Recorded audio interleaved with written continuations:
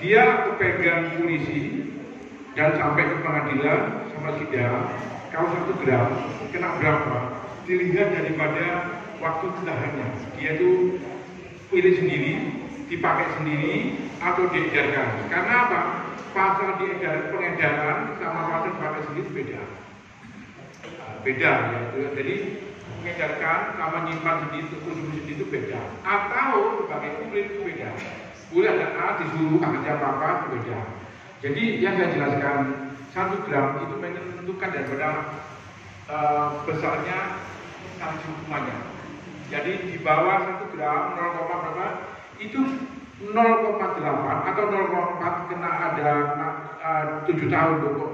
Sama yang 1 gram kena 6 tahun. Ada yang itu berbeda. Karena yang 0,4 itu sudah berkali-kali sudah masuk, artinya jadi ada namanya shock terapi salah jarak supaya jarak itu. Jadi itu. Tapi kalau 1 gram tadi nggak mungkin kalau 6 tahun. Kalau saya hampir tangani begitu. Oke? Jadi pasalnya kalau pengedar ada nama 114. Kalau yang punya untuk disimpan sendiri, untuk dihidup sendiri itu 402. Jadi kalau untuk kedua maksimal 4 tahun sampai 12 tahun. Kalau yang pengedar 5 tahun sampai seumur hidup dan mati. Itu tergantung dari banyaknya daripada BB-nya atau barangnya yang ditaruh tadi. Okay? Jadi itu. Yang ketiganya masalah anak-anak. Anak-anak sudah dengan undang-undang anak beranak pasal 9. Kalau seandainya anak itu harus separuh daripada yang dewasa. Kalau ada orang dewasa, yang namanya seandainya unawi atau nama unawi, nggak ada unawi. Terus adanya adanya masing-masing yang menono. Ya, kalau seandainya 8 tahun yang yang senior kan separuhnya itu ada undang-undangnya. Ya, jadi tidak sama, tapi separuh. Sama dengan hal-hal kasus pidana lainnya. Oke, jadi itu. Kembali ke ibu tadi, kira-kira, tanya sekarang, kira-kira apa yang buat kira-kira? Tidak ya, kalau jawab kira-kira. Jadi ibunya itu orang di lingkungan dia. Tidak bisa melapor polisi, tidak bisa langsung melapor BNN, tapi bisa ke RT RW, mungkin dipanggil dulu. Pertama, ditanya kok sering ganggu lingkungan dengan suara-suara, dengan bising. Nanti dari situ ditambari.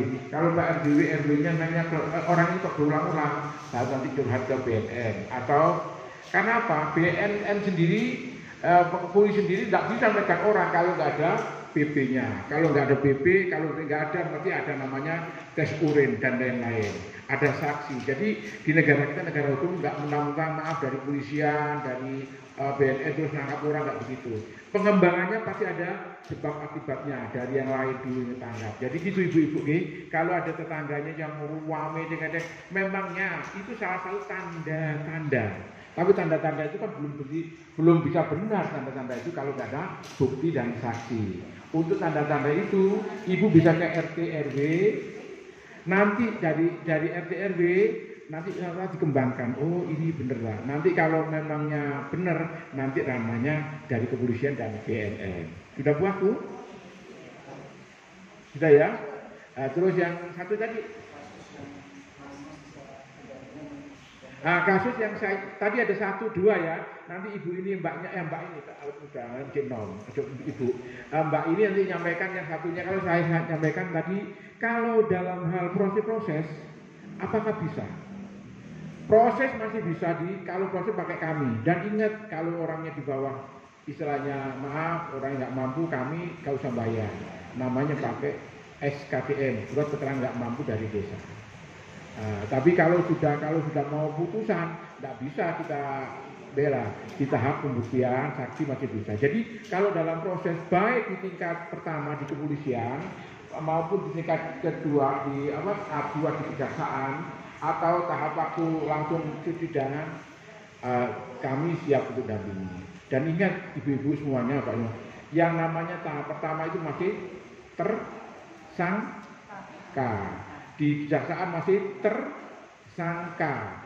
Habis nanti sudah serahkan pengadilan, itu namanya sudah terdakwa. Oke, terima kasih untuk semuanya. Yang tambahan tadi nanti Ibu Mbak Cantik akan menyampaikan.